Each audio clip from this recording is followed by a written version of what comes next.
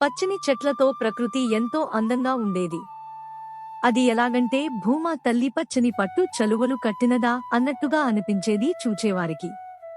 ఆ ఊరి ప్రజలు ఎంతో సంతోషంగా జీవిస్తుండేవారు వనరులను ఉపయోగించుకొని. ఇలా ఉండగా ఓ రోజున ఆ ఊరిలోకి ఓ పెద్ద ఎత్తు వచ్చింది. ఆ ఎత్తు ఎలా ఉన్నది అంటే చూడడానికి అపూర్వంగా తెల్లని రంగుతో దేదీప్యమానంగా వెలిగిపోతున్నాయి అన్నట్టు కళ్లతో చూసిన ప్రతి ఒక్కరిని ఆకర్షించింది. ఆ ఎత్తు అరిచిందంటే ఓ సింహ గర్జనల పెద్దదిగా ఉండేది. అయితే దాని మోము ప్రశాంతంగా ఉండేది. ఆ ఎత్తు సాయంకాలం సమయంలో ఊరిలో ప్రవేశించినప్పుడు అది నడిచే విధం రైతులకు ఆశ్చర్యాన్ని కలిగించింది. కొందరు రైతులు దీనిని దేవుడే పంపారు, మనకు ఓ వరంలా అని అనుకున్నారు. మరికొందరు మాత్రం ఇది మహిమ గలదిగా భావించారు. ఎత్తు నడుస్తూ సరిగ్గా పేద రైతుల గుడిసెల దగ్గరకు వెళ్ళింది. వాళ్ల పొలాలను చూసింది. తద్వారా ఆ పేద రైతుల పొలాలలో పంట చాలా ఎక్కువగా పండడం ప్రారంభించింది. రైతులు ఆ ఎత్తును ఎంతో భక్తి శ్రద్ధలతో సేవించుకునేవారు.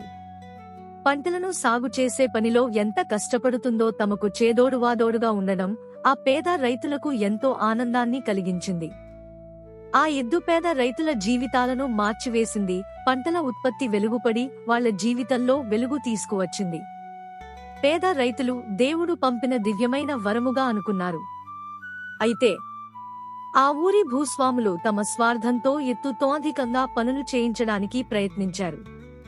దుర్బుద్ధిగల ఆ ఊరి భూస్వాములు పేద రైతుల పొలాలు మోసంతో కైవసం చేసుకోవడానికి ఎప్పుడూ ప్రయత్నించేవారు.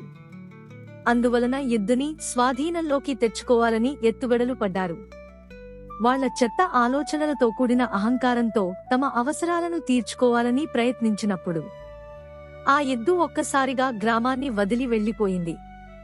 ఈ ఎద్దు ఊరికి రావడం ఎందుకు జరిగింది, వెళ్లడం ఎందుకు జరిగింది అని రైతులు ఆలోచన చేయగా, రైతుల కష్టాలను తొలగించడానికి ఆ పరమేశ్వరుడే పంపిన ఆ ఎత్తుని కుయుక్తితో స్వార్థపరులు వినియోగించుకోవాలని అనుకున్నప్పుడు అది అదృశ్యం అయిపోయింది. ఇది అర్థమైందా రైతులకు తమ తప్పు తెలిసి వచ్చింది.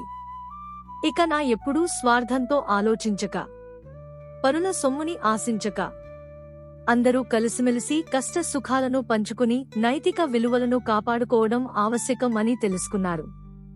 ఎప్పుడు ధర్మం ఎవరైతే పాటిస్తారో వారిని ఆ ధర్మమే కాపాడుతుంది అనే సత్యాన్ని గ్రామ ప్రజలు ఆచరణలో పెట్టారు.